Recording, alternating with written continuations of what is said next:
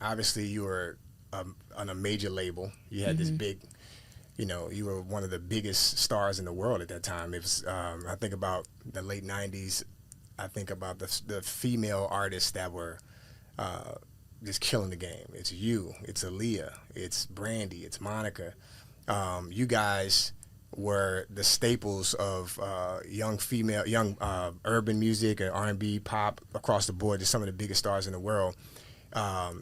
You, the way music is received now. Back then, like you said, tapes, CDs. You actually got a chance to sign something.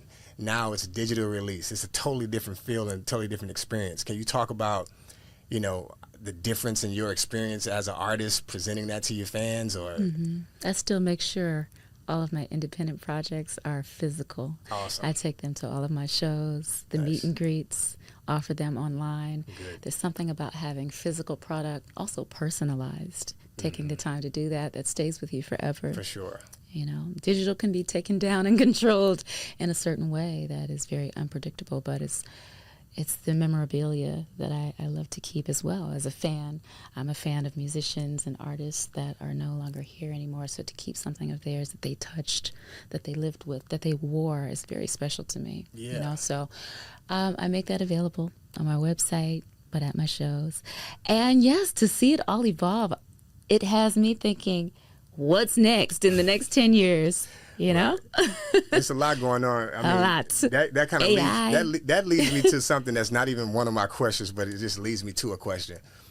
Everyone's selling publishing, right? You see all these artists selling their publishing, and I'm like, something like, why? Whoever's buying it, like they must know something. They know something. Yeah. You know what I'm saying? They know something, and when you look at the big picture of that, I'm like, okay. You're saying selling physical copies. I come from that era. I've always been independent.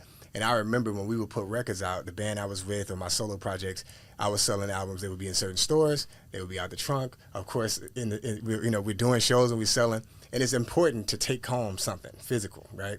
I felt a connection. I was able to write a note to this particular person.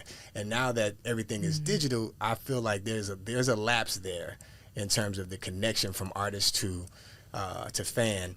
And that ultimately leaves a gap to where, I guess, with so much, now that everybody is an artist, right? So now that everybody can make music, just put an album out, pull out your computer, and just make an album. That the connection, the seriousness of that connection is not there the way it used to be. You know what I'm saying? So I think that's really important that you even saying what you're saying. I think I was at a Victoria Monet concert recently, and she had physical CDs there as well, and I thought that was impressive. She was that was the first artist that I cars are not coming with CD players anymore. They're not. And you have to go seek for vinyl players as well. That's right. Record players. That's right. Yeah. That's crazy. Well, okay, so with that said, you've been, and this is for the audience who don't know, I understand when you're on a major label, the button is pressed. So when I say the button is pressed, I mean like they're spending all the money in marketing, so everyone knows new albums coming out. This is this rollout is happening. As an independent artist, you don't have the same visibility because of that. But I think the benefit for you and for artists like you who are legendary artists who had a huge career in the public eye is everyone knows your name. So even when you do, and your fans catalog, in your catalog, so your fans are looking for you, So can you talk about, I guess the difference in the experience of being on a major to independent? Absolutely. And it varies for artists. So my circumstance and situation is much different than independent artists currently without the major backing ever. Sure. I definitely believe in the majors, depending on what it is that you want. Do you want the major push? Do you want to wait in line for a couple of years? It is also not guaranteed that that button will ever get pushed. Right. So I think it's very important to have the independent mindset and make things go regardless of there is a financier, an investor, etc.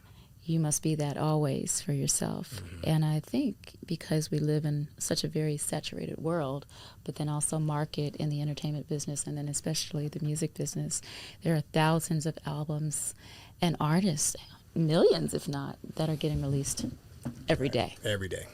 Yeah. And I think majors like to hop on the bandwagon, and so it's up to us to make sure that we are always a constant investment in ourselves. Yeah. And something may pop in a different way. Now there's social media, now there's TikTok.